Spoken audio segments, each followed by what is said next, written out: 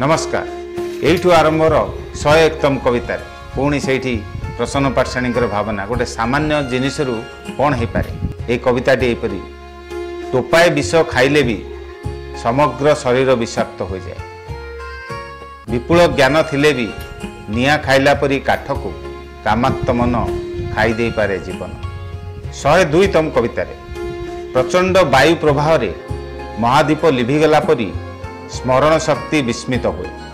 कामनार दीप तेजिले सूर्यास्त परे राति जेपरी ग्रास कर दिए सूर्य तेज को सेहीपरि विष चिंता घोटी आसे। मेघ घोटिला परी चिंतित मन आकाश को। 103तम कवितार अंध को जदि रास्ता न देखाई अबाटरे नेब, मांकड़ को खाइबा को देव निशामोदक। उत्तम उपदेश कर्बी लोकों पाई निरर्थक जेपरी कुआ थंटरे नर्दमारे पोक।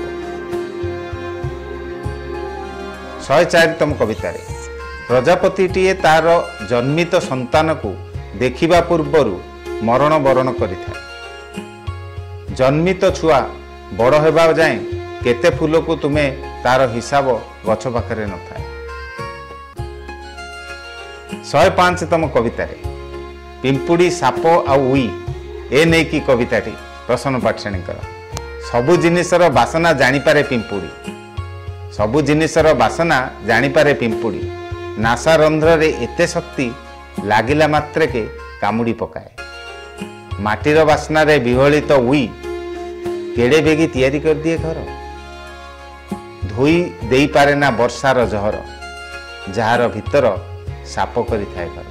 जार भीतर साप करि थाए घर। 106तम कवितार गछ को नहीं ए भावनाटी कौल पतर रे गिलास रे पी देई पारे गछर लुह।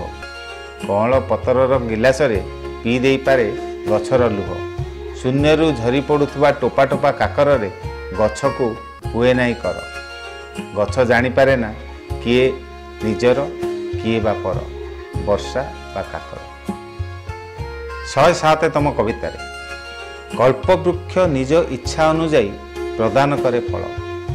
समुद्र अर्पण करे उदय सूर्य को तर्पण। अस्त सूर्य को अर्पण करे अंधार। ए संसार स्वजन मानक बुद्धिर विश्रामागार। मन को मेरु पर्वत परि स्थिर रखिले अखंड सुखर समुद्र रे दुखर ढेउ उठेना। बिना देह त्यागरे जदि अनुभव करी हुए, बिना देह त्यागरे जदि अनुभव करी हुए परम ब्रह्मर महानंद। इच्छा अनुसारे जे कर्म को व्यवहार करे निद आसिले सी आनंद रे शुए। तारि भितरे स्वर्गीय आनंद घर करी रुए। तारि भितरे स्वर्गीय आनंद घर करी रुए। एठू आरंभ कवितारे पुणी मु थरे आउ थरे पुनरावृत्ति करी। कौन सी भी कविता आम पुस्तक पाठ करवा आमको लगे जमी यू पढ़ले भी किसी ना चलो। आरंभ 108तम कवितार प्रसन्न पाठशाणी कौन कहते किरोसिन रे मिलाई जाए मोहम्बती। किरोसिन रे मिलाई जाए मोहम्बती। अमावास्या रे हुए सूर्य परागर तिथि। आलुओ रे किए जली जाए तो अंधकार रे किए सड़े। किए बढ़े छाई रे अबा भंगा निदर हाई रे। चेई उठुवा मनीषटी जानिपारे नहीं केउ पशु आखि आग नाक बाटरे निश्वास निए। केउ पशु आखि आउ नाक बाटरे निश्वास निए। हरिणटीए चल चंचला नारीर पादरे देखी पारे ए पृथ्वी केमिति थरे। हरिणटीए चल चंचल नारीर पादरे देखी पारे ए पृथ्वी केमिति थरे। 109तम कवितार प्रसन्न पाठशाणी भावना पुणी एमती आसी। अणु को भांगिले मिले परमाणु। अणु को भांगिले मिले परमाणु। नारी को भांगिले घर भांगी जाए। उजुड़ा संसार रे पजिया कले सौर जगतरू अबा खसी पड़े ग्रहटीए पृथ्वी उपरे। अंधार हाथ धरी नेत्रमान अंधार समान पाद पकाई अज्ञानर रास्ता दे गला बेले ज्ञानर पिचु सड़क रे पाद खसे नहीं। जीवन चली जाए सामान्य दुर्घटना रे। जीवन चली जाए सामान्य दुर्घटना रे। 110तम कवितार राजा और रानीर पोशाक पिंधि। राजा और रानीर पोशाक पिंधि काठ सिंहासन उपरे बसिले मन भितरे राजा और रानीर भाव उदय हुए ना। लोकंकर आकर्षण पाई बेश बदलैला परी गछ बदलाई दिए झरिला पत्र को। कअँल पतर रे दिए जंगल को सजाए। कअँलर पतर रे दिए जंगल को सजाए। 111तम कविता रे मन हेउची पक्षी, मन हेउची पक्षी, आत्म हेउची पक्षिणी। उभय जदि मिशिजिबे मेरु पर्वत परी प्रकांडकाय दुखर भोज हालका हो जाए तुला परी। उभय भूली जाती निजर देह को महासुखरे निद्रित चित्त आनंदरे उन्मेषण रे आकाश को अति सहजरे गिड़ी दे पारे। 112तम कविता सुख को लेकिन पुणी प्रसन्न पाठशाणी एभली एक भावना प्रकाश करछंती। सुखर माधुरी को जी थरे चाखिची, सुखर माधुरी को जी थरे चाखिची से उपभोग करिची शरीर भितरे थिबा सुखर सागरर केही डूबी जाई नाही। ज्ञानर ढेउर जेते पहरिले मन क्लांत हुए ना। ज्ञानर ढेउरे जेते पहरिले मन क्लांत हुए ना। 113तम कविता तरंग उठिले जलर बुद्धि हुए ना। तरंग उठिले जलर वृद्धि हुए ना। क्षणिक आनंदरे मनीष सुख पाए ना। बेल चाहे सुना, पाद चाहे रूपा पाउची। खरा पिंधिला परी छाई को जानी हुए ना किपरि धीरे धीरे बयस तुमर जाउची आउची।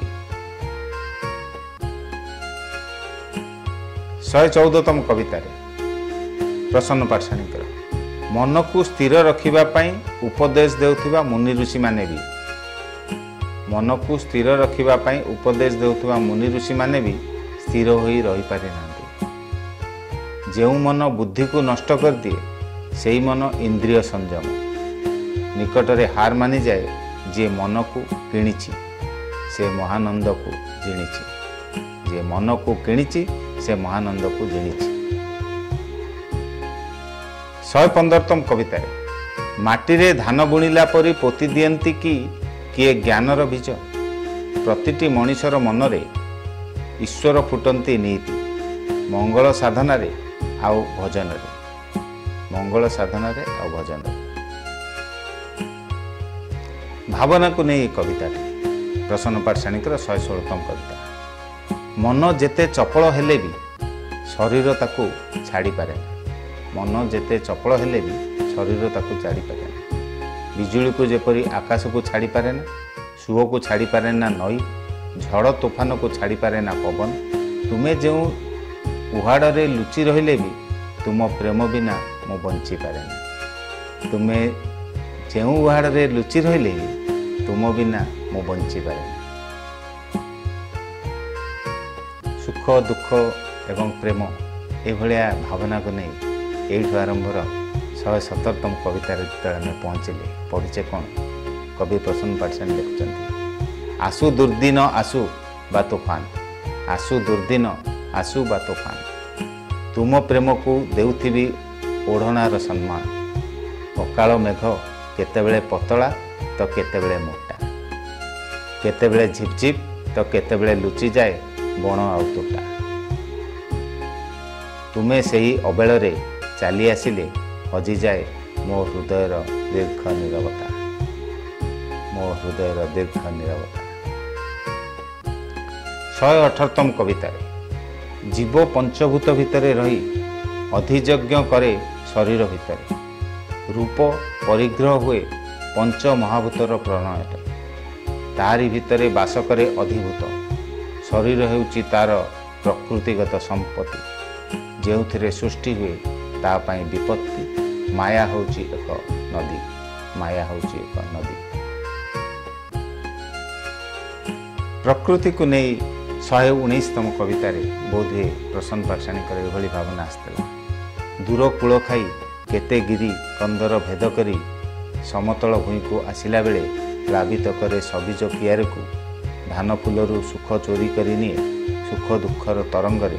रतिशिला तैयारी करे उत्ताल प्रवाहर जल प्रखरतार प्रवाहमान नदीर शब्द ठारू अज्ञानी बेंग मानकर शब्दरे प्रतिध्वनित हुए सबुज कियारी। आकाशर शब्द माटीर कानरे बाजे जेपरी।